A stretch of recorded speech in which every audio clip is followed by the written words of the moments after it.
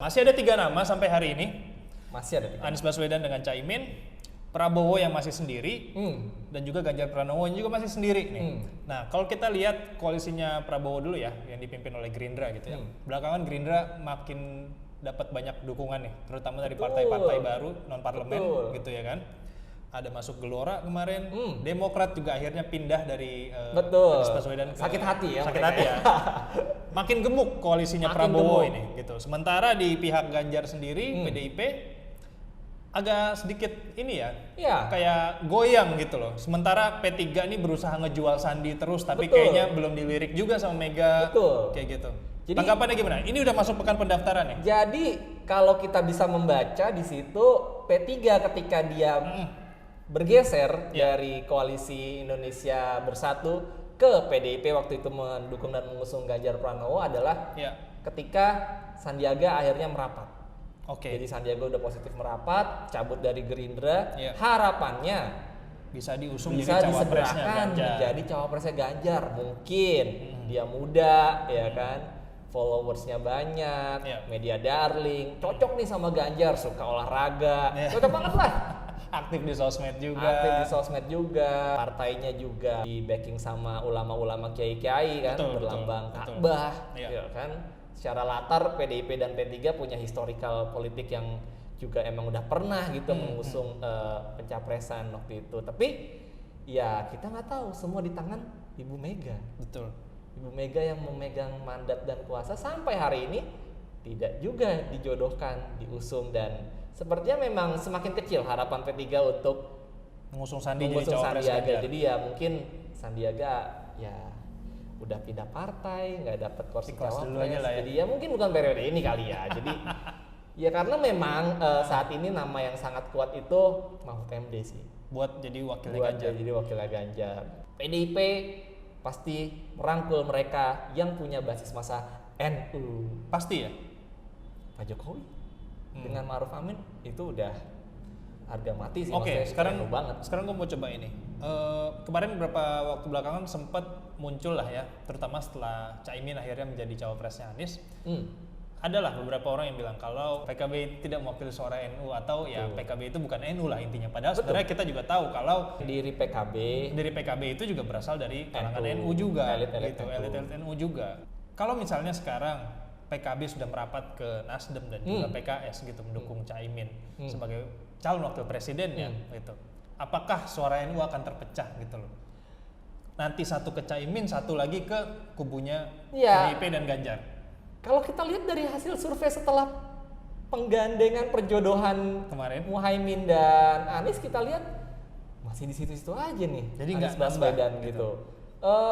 Kalau ada yang bilang PKB adalah representasi NU, tidak sepenuhnya tepat gitu. Karena memang kita tahu di PBNU sendiri kan statement dari ketum PBNU kan juga mengatakan kalau seperti itu kan, ya bukan representasi NU gitu. Jadi NU ini dibebaskan memilih kepada partai manapun, bukan berarti masa NU harus milih PKB semua gitu. Jadi ya akhirnya memang teori atau pernyataan tersebut faktanya juga di lapangan ya kita berkaca sama survei ya begitu men. Jadi ya kalau misalkan basis massa atau ya kita lihat dari hasil survei masih segitu, ya bisa dibilang kalau memang itu valid. Oke, jadi NU lah ya kata kuncinya nih untuk wakilnya Ganjar nih ya. Dan NU ini siapa sih sebenarnya? Mahfud MD juga sebenarnya NU. Beda sama yang naturalisasi men. Naturalisasi itu siapa? Wah, ini dia. Jadi NU sekarang tuh ada yang namanya naturalisasi gitu loh. Ada, siapa? Jadi ya kita bisa tahu kalau kita bisa ngelihat lah kalau misalkan mereka yang mungkin dari latar belakangnya pebisnis atau mungkin dari latar belakangnya bukan dari kalangan yang santri, ya kan, atau mungkin bukan ulama, bukan dari grassroots-nya yang di Jawa Timur, tapi belakangan ketika ada acara NU yang besar dia selalu hadir. Itu kan? Namanya NU naturalisasi. Itu naturalisasi dan digadang-gadang juga memiliki massa, tapi kita nggak tahu. Tapi kira-kira NU naturalisasi ini bisa nggak didapat tiket cawapres? Nah ini untuk kubu yang sebelah men. Prabowo maksudnya? Betul. Gitu. Jadi itulah yang lagi digadang-gadang, sosok itu yang lagi dibawa kalau Ya, kalau mungkin bisa dibilang dia memiliki basis massa dari NU karena sudah melalui proses naturalisasi tadi. Oke, sebentar. Kita geser ke Prabowo sekarang. Oke. Prabowo koalisinya itu gemuk banget. Gemuk banget. Dan bisa dibilang menang mudah lah gitu ya kalau secara angka. Ya, kalau gitu secara angka. Secara angka gitu ya. Tapi kan tokoh cawapresnya ini juga punya peran penting nanti untuk mendulang suara gitu ya kan. Ada beberapa yang bilang cawapres Prabowo ini nggak akan berasal dari partai gitu. Segitunya ada PAN dengan Zulhasnya, terus ada Erlangga Hartarto di situ gitu kan. Bahkan sempat muncul nama Fahri Hamzah juga gitu kan. Terus ditambah ada AHY juga. Oh, ada juga nama Yusril pernah. Nah, Yusril juga pernah partai non parlemen gitu kan. PBB ya kan, walaupun gitu udah kan. Partai sangat senior tapi diperhitungkan tokohnya gitu tokohnya. Kan. Bahkan muncul juga nama Gibran. Nah, dari PDIP. Itu dia. Kalau misalkan membaca di lapangan ya. Sebenarnya arah daripada Prabowo ini bukan lebih ke NU, men. Kalau tadi kita PDIP cari basis massanya NU. Kalau ini lebih menarik. Kemana tuh? Jokowi. Oke, jadi semua yang relate sama Jokowi. Jokowi. Entah anaknya, entah relawannya, entah partai entah tokoh-tokoh yang pernah jadi pendukung Jokowi gitu. Menteri-menterinya. Iya kan? Golkar menterinya Jokowi. Erlangga, betul. PAN menterinya Jokowi. Oke. Iya kan? Kira-kira dari kriteria itu nama-namanya siapa aja nih yang paling mendekati? Jelas kalau misalkan ini dari basis koalisinya dulu ya. Iya. Kalau Golkar kita masih ada lihat Erlangga di situ. Betul. Dari Ridwan Kamil mungkin juga. Betul. Di PAN ada Zulhas mungkin tapi kecil banget.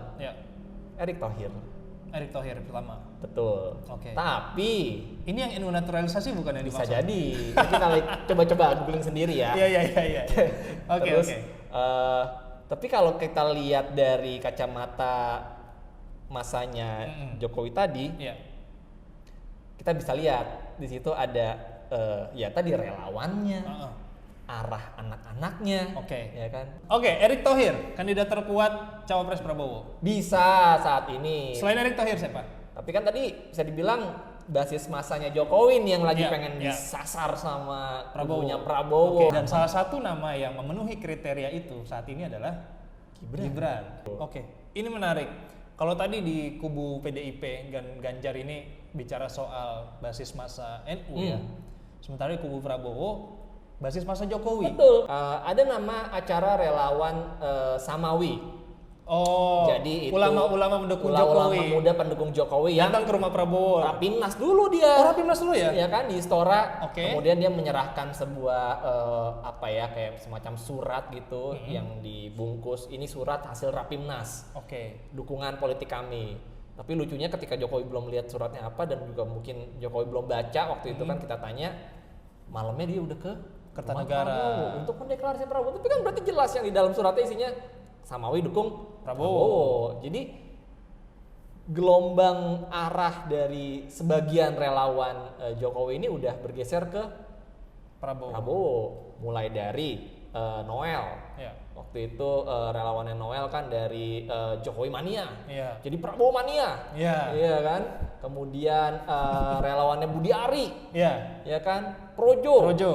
Udah geser ke Prabowo juga. Walaupun sebagian ada yang mengklaim dukung Ganjar, jadi sengketa di situ. Kemudian kemarin Samawi. Jadi relawan-relawan besarnya Jokowi ini kok kesana arahnya.